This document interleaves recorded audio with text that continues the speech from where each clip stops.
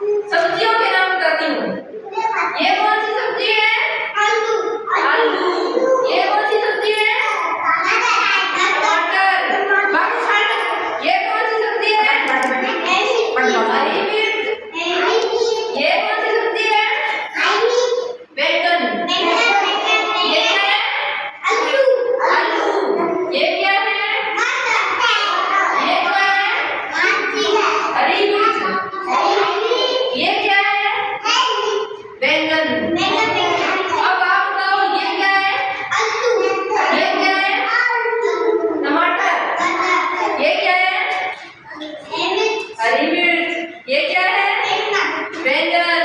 प्रसाद को तो सारे नाम याद आते भाई। बोलो ये क्या है? आलू। ये क्या है? टमाटर। ये क्या है? हरी मिर्च। ये क्या है? बैंगन।